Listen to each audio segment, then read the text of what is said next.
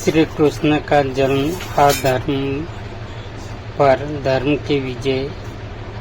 कहानी का आरंभ होता है मथुरा नगरी से, जहाँ के राजा उग्रसेन का पुत्र कंस अपनी क्रूरता और अत्याचार के लिए कुख्यात था।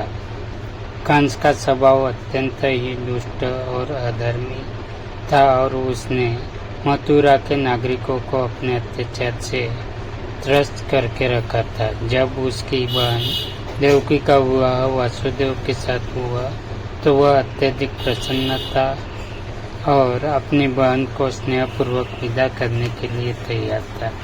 लेकिन तभी आकाशवाणी हुई, हे कंस, जिस बहन को तुम इतने प्रेम से विदा कर रहे हो उसी का 8वां पुत्र तुम्हारे विनाश का कारण बनेगा। यह सुनकर कंस के चेहरे का रंग उड़ गया। उसने तुरंत अपनी तलवार निकाल ली और अपनी बहन देवकी को मारने का निश्चय किया। लेकिन वासुदेव ने कंस से विनती की कि वह देवकी को न मारे और उन्हें वचन दिया कि वे उनके प्रत्येक संतान को कंस के हवाले कर देंगे। कंस ने देवकी और वसुदेव को कारागार में बंद कर दिया और तय किया कि वह प्रत्येक संतान को मार डालेगा। एक एक करके कंस ने देवकी और वसुदेव के 7 संतानें मार डाली। कंस को लगता था कि उसने अपनी मृत्यु से बचने का पूरा इंतजाम कर लिया है, लेकिन वह ये नहीं जानता था कि परमात्मा की लीला उसके षड्यंत्रों से परे है। अंततः देवकी का 8वां पुत्र अवतरित हुआ। यह समय अर्धरात्रि के था और सभी दिशाएं शांति से भरी हुई थी। जैसे ही भगवान श्री कृष्ण का जन्म हुआ, अद्भुत चमत्कार होने लगे। जेल के सारे पहरेदार गहरी नींद में सो गए और कारागार के द्वार अपने आप खुल गए। उस रात यमुना का प्रवाह भी शांत हो गया था। वासुदेव ने भगवान श्री कृष्ण को एक टोकरी में रखा और उन्हें लेकर नंदगांव की ओर चल पड़े, जहाँ उनकी मित्र नंद बाबा और यशोदा रहते थे।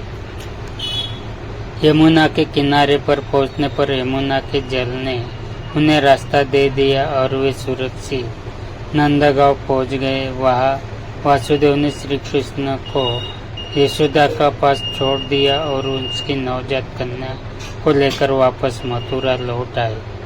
कंस को जब देवकी की 8वीं संतान के जन्म की खबर मिली तो उसने उस कन्या को मारने का निश्चय किया। लेकिन जैसे ही कंस ने कन्या को मारने के लिए अपने हाथ उठाए, वह कन्या आकाश में उड़ गई और देवी का रूप धारण कर लिया।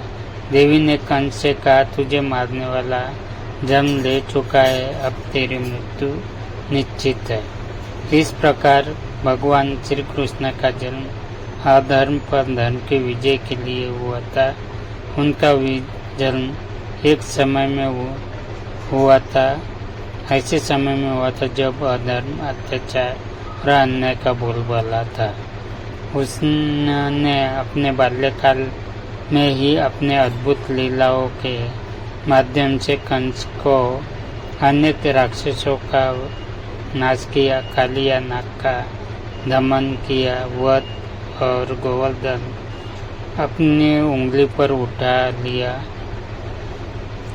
यह भी घटनाएं श्री कृष्ण के अद्वितीय स्वरूप का प्रमाण है। श्री कृष्ण के जन्म के पीछे मुख्य उद्देश्य अधर्म का नाश और धर्म की पुनः स्थापना करना था।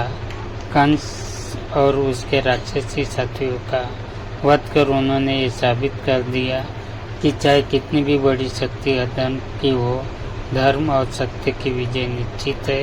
महाभारत के युद्ध में उन्होंने अर्जुन को गीता का उपदेश देकर न केवल कौरवों के अधर्म का अंत किया, बल्कि मानवता को धर्म, कर्तव्य और सच्चाई के मार्ग पर चलने का संदेश दिया। श्री कृष्ण का जीवन और उनकी शिक्षाएं आज भी हमें ये सिखाती है कि सत्य और धर्म के मार्ग पर चलना कभी व्यर्थ नहीं जाता।